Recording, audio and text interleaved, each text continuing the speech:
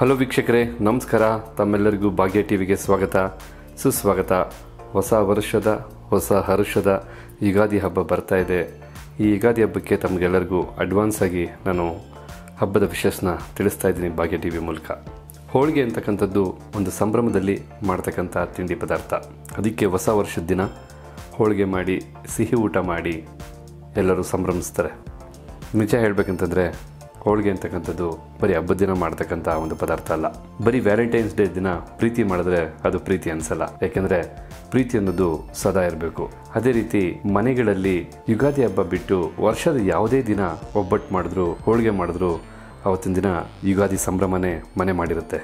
ಏಕೆಂತಂದರೆ ಹೋಳಿಗೆ ಮಾಡಿದಂಥ ದಿನ ಏನೋ ಒಂದು ಸ್ಪೆಷಲ್ ಇರುತ್ತೆ, ಯಾರೊಬ್ಬರು ಸ್ಪೆಷಲ್ ಗೆಸ್ಟ್ ಇರ್ತಾರೆ, ಒಂದು ಸಂತೋಷದ ಸಂಭ್ರಮ ಹಂಚ್ಕೊಳ್ತಕ್ಕಂಥ ಒಂದು ವಾತಾವರಣ ಇರುತ್ತೆ. ಹಾಗಿದ್ರೆ ಯುಗಾದಿ ಹಬ್ಬ ಬಂತು ಅಂತ ಹೋಳಿಗೆ ಮಾಡೋದಲ್ಲ. ಯಾವತ್ತೆಲ್ಲ ನಮ್ಮ ಮನೆಗಳಲ್ಲಿ ಹೋಳಿಗೆ ಮಾಡ್ತೀವಿ ಅವತ್ತೆಲ್ಲ ಯುಗಾದಿ ಹಬ್ಬನೇ. ಹೋಳಿಗೆನಲ್ಲಿ ಬಹಳ ರೀತಿಯಾದಂಥ ಹೋಳಿಗೆ ಮಾಡ್ತಾರೆ. ಕಾಯಿ ಹೋಳಿಗೆ, ಬೇಳೆ ಹೋಳಿಗೆ, ಡ್ರೈ ಫ್ರೂಟ್ ಹೋಳಿಗೆ, ಶೇಂಗಾ ಹೋಳಿಗೆ ಅಂತೇಳಿ ಬಹಳಷ್ಟು ಹೋಳಿಗೆ ಇದ್ದಾವೆ.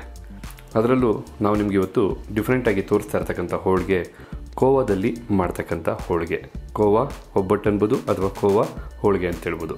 ಹಾಗಿದ್ರೆ ಮತ್ತೆ ಆಗ್ತಡ, ಈ ವಿಡಿಯೋ ಶುರು ಆಗೋದಕ್ಕೂ ಮೊದಲು ನೀವು ಇನ್ನೂ ನಮ್ಮ ಚಾನಲ್ನ ಸಬ್ಸ್ಕ್ರೈಬ್ ಮಾಡ್ಕೊಳ್ಳಿಲ್ಲ ಅಂದರೆ ಸಬ್ಸ್ಕ್ರೈಬ್ ಮಾಡ್ಕೊಳ್ಳಿ. ಹಾಗೆ ಪಕ್ಕದಲ್ಲೇ ಬರ್ತಕ್ಕಂಥ ಬೆಲ್ ಬಟನ್ನ ಪ್ರೆಸ್ ಮಾಡ್ಕೊಳ್ಳಿ. ಇದ್ರ ಮೂಲಕ ನಾವು ಮಾಡ್ತಕ್ಕಂಥ ಪ್ರತಿಯೊಂದು ವಿಡಿಯೋದ ರೆಸಿಪಿನೂ ನೀವೇ ಮೊದಲು ನೋಡ್ಬೋದು.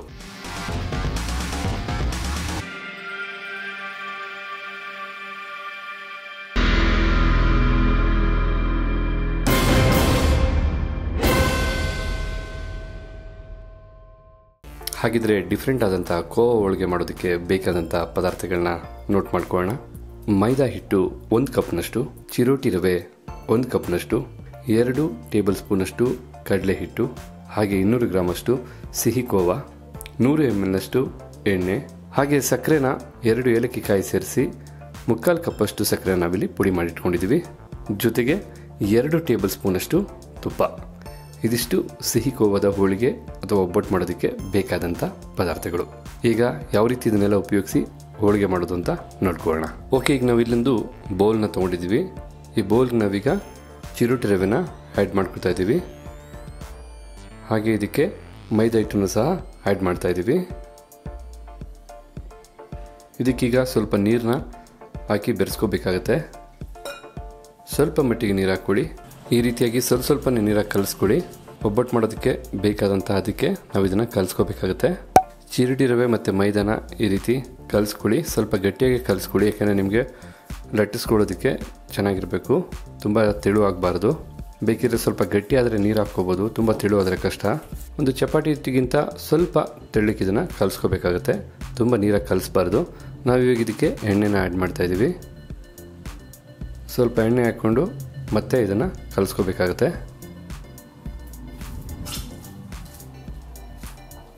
ನೋಡಿದ್ರಲ್ಲ, ಮೈದಾ ಮತ್ತು ಚಿರೋಟಿ ರವೆನ ಈ ಒಂದು ಹದ ಬರೋವರೆಗೂ ನೀವು ಕಲಸಿಟ್ಕೋಬೇಕಾಗತ್ತೆ. ಈಗ ಇದನ್ನು 10 ರಿಂದ 15 ನಿಮಿಷಗಳ ಕಾಲ ಹಾಗೆ ಇಡಬೇಕಾಗುತ್ತೆ. ತದನಂತರನೇ ನಾವು ಉಲ್ಟ್ಕೊಳ್ಳೋದಕ್ಕೆ ಸಾಧ್ಯ. ಈ ಒಂದು 10-15 ನಿಮಿಷ ಕಾಲಾವಧಿನಲ್ಲಿ ನಾವು ಈ ಒಬ್ಬಟ್ಟಿಗೆ ಬೇಕಾದಂಥ ಹೂರಣನ ರೆಡಿ ಮಾಡ್ಕೊಳ್ಳೋಣ. ನಾವೀಗಿಲ್ಲಿ ಒಂದು ಪ್ಯಾನ್ನ ಬಿಸಿಗಿಟ್ಟಿದ್ದೀವಿ. ಇದು ಸ್ವಲ್ಪ ಬಿಸಿ ಆಗಬೇಕು. ಓಕೆ, ಈಗ ಪ್ಯಾನ್ ಬಿಸಿ ಆಗಿದೆ. ಈ ಪ್ಯಾನಿಗೆ ನಾವೀಗ ತುಪ್ಪನ ಹಾಕೋಣ.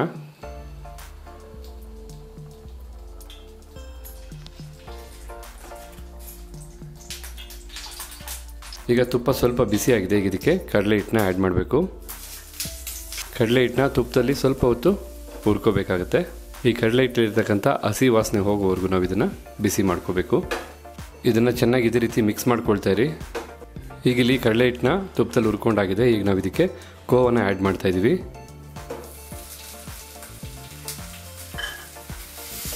ಈ ಕೋವಾನ ಈ ರೀತಿ ಹೊಡ್ಕೊಂಡು ನೀವು ಸಹ ಬಿಸಿ ಮಾಡ್ಕೋಬೇಕಾಗತ್ತೆ. ಜೊತೆಗೆ ಕಡಲೆ ಹಿಟ್ಟಿನ ಜೊತೆ ಚೆನ್ನಾಗಿ ಬೆರೆಸ್ಕೋಬೇಕಾಗತ್ತೆ. ನೀವು ಕೋವಾ ಮತ್ತು ತುಪ್ಪ ಇವೆರಡನ್ನೂ ಫ್ರೈ ಮಾಡಬೇಕಾದ್ರೆ ನಿಮಗೆ ಆ ಒಂದು ಸಿಹಿಯ ಪರಿಮಳ ಖಂಡಿತ ನಿಮ್ಗೆ ಸಿಗುತ್ತೆ. ಈಗ ನಾವು ಇದಕ್ಕೆ ಸಕ್ಕರೆ ಮತ್ತು ಏಲಕ್ಕಿಕಾಯಿನ ಏನು ಹಾಕ್ಕೊಂಡಿದ್ವಿ ಆ ಪುಡಿನ ಹಾಕ್ತಾಯಿದ್ದೀವಿ. ಈಗ ಕೋವಾ, ಕಡಲೆ ಹಿಟ್ಟು, ಸಕ್ಕರೆ ಪುಡಿ ಎಲ್ಲನೂ ಚೆನ್ನಾಗಿ ಮಿಕ್ಸ್ ಮಾಡ್ಕೊಳ್ತಾ ಇದ್ದೀವಿ. ಜನರಲಾಗಿ ನೀವು ಕಾಯಿ ಹೋಳಿಗೆ ಮಾಡಿರ್ತೀರ, ಬೇಳೆ ಹೋಳಿಗೆ ಮಾಡಿರ್ತೀರ. ಬಟ್ ಈ ರೀತಿಯಾದಂಥ ಹೋಳಿಗೆ ಬಹಳ ಡಿಫ್ರೆಂಟಾಗಿರುತ್ತೆ ಮತ್ತು ತುಂಬ ಡಿಫ್ರೆಂಟಾದ ಟೇಸ್ಟ್ ಇರುತ್ತೆ. ಒಮ್ಮೆ ಟ್ರೈ ಮಾಡಿ, ಖಂಡಿತ ನಿಮಗೂ ಇಷ್ಟ ಆಗುತ್ತೆ. ಈಗ ಇಲ್ಲಿ ನೋಡ್ತಾ ಇದ್ರಲ್ಲ, ಸಕ್ಕರೆನೂ ಕರಗಿ, ಕೋವನ್ನು ಸ್ವಲ್ಪ ಕರಗಿ, ಎಲ್ಲನೂ ಚೆನ್ನಾಗಿ ಒಂದು ಅದಕ್ಕೆ ಬರ್ತಾ ಇದೆ. ಒಂದು ರೀತಿಯಲ್ಲಿ ಹೇಳಬೇಕು ಅಂತಲೇ ನಾವೇನು ಕಾಯಿ ಹೋಳಿಗೆಗೆ ಪಾಕ ತಗೊಳ್ತೀವಿ ಅದೇ ರೀತಿ ಇಲ್ಲಿ ರೆಡಿ ಆಗ್ತಾ ಇದೆ. ಇವಾಗ ಕೋವಾ ಒಬ್ಬಟ್ಟಿಗೆ ಬೇಕಾದಂಥ ಹೂರಣ ರೆಡಿಯಾಗಿದೆ. ಈಗ ಇದು ಬಿಸಿ ಇರೋದ್ರಿಂದ ಸ್ವಲ್ಪ ತೆಳ್ಳಗಿದೆ. ನೀವು ಇದನ್ನು ಸ್ವಲ್ಪ ಹೊತ್ತು ತಣ್ಣಗೆ ಹಾಕಿಬಿಟ್ರೆ ಅದು ಗಟ್ಟಿ ಬರುತ್ತೆ. ತದನಂತರ ನೋಡೋರಂತೆ ಯಾವ ಮಟ್ಟಿಗೆ ಗಟ್ಟಿ ಬಂದಿರುತ್ತೆ ಅಂತ. ಈಗ ಸ್ಟವ್ನ ಆಫ್ ಮಾಡಿಕೊಂಡು ಸ್ವಲ್ಪ ಹೊತ್ತು ತಣ್ಣಗೆ ಹಾಕಿಬಿಡ್ತಾ ಇದ್ದೀವಿ. ನೋಡಿದ್ರಲ್ಲ ಕೋವಾ ಹೂರಣ ಯಾವ ರೀತಿ ಗಟ್ಟಿಯಾಗಿದೆ ಅಂತ. ಇವಾಗ ಇದನ್ನು ನಾವು ಚಿಕ್ಕ ಚಿಕ್ಕ ಉಂಡೆಗಳಾಗಿ ಕಟ್ಕೊಂಡು ನಾವು ಒಬ್ಬಟ್ಟು ಮಾಡೋದಕ್ಕೆ ತಯಾರು ಮಾಡ್ಕೊಳ್ಳೋಣ.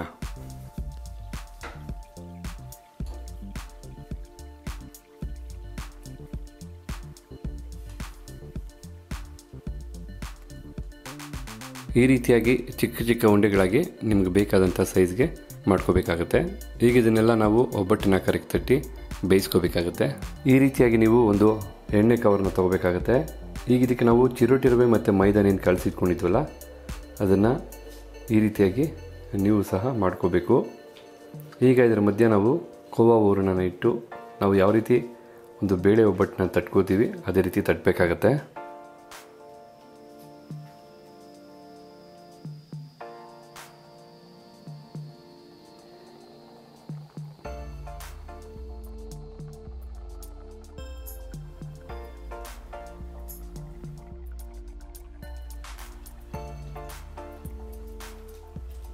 ಇವಾಗ ಇದನ್ನು ತಟ್ಕೊಳ್ಳೋಣ ಒಬ್ಬಟ್ಟಿನ ಆಕಾರಕ್ಕೆ.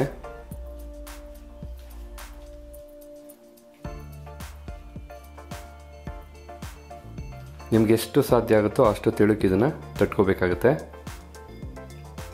ತುಂಬ ಮಂದ ಬೇಡ.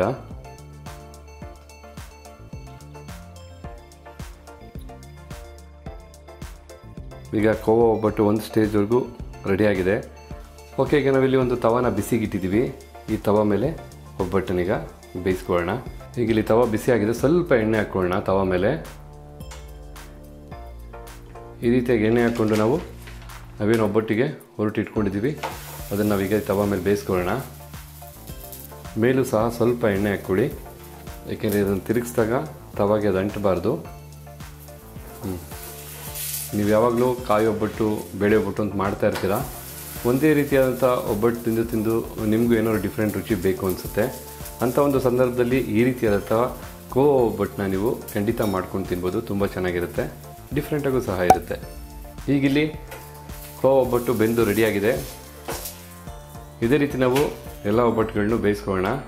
ಹಾಗಿದ್ರೆ ನೋಡೋದ್ರಲ್ಲ ವೀಕ್ಷಕರೇ, ಕೋವಾ ಒಬ್ಬಟ್ಟನ್ನ ಯಾವ ರೀತಿ ಡಿಫ್ರೆಂಟಾಗಿ ಮಾಡ್ಕೋಬೋದು ಅಂತೇಳಿ ಖಂಡಿತ ನೀವು ಟ್ರೈ ಮಾಡ್ತಿರಲ್ಲ. ಈ ವಿಡಿಯೋ ನಿಮ್ಗೆ ಇಷ್ಟ ಆಯಿತಾ? ಇಷ್ಟ ಆಗಿರೋ ದಯವಿಟ್ಟು ಲೈಕ್ ಮಾಡಿ. ಹಾಗೆ ಈ ವಿಡಿಯೋ ಬಗ್ಗೆ ನಿಮ್ಮ ಅನಿಸಿಕೆನ ಕಮೆಂಟ್ ಮಾಡಿ. ಜೊತೆಗೆ ಈ ವಿಡಿಯೋನ ಶೇರ್ ಮಾಡೋದನ್ನಂತೂ ಮರಿಬೇಡಿ. ಮತ್ತೊಂದು ಹೊಸ ರೆಸಿಪಿ ಜೊತೆ ಸದಾಕಾಲ ನಿಮ್ಮ ಮುಂದೆ ಇರುತ್ತೆ ಭಾಗ್ಯ ಟಿವಿ ಅಂತ ಹೇಳ್ತಾ ಈ ರೆಸಿಪಿನಲ್ಲಿ ಮುಗಿಸ್ತಾ ಇದ್ದೀವಿ.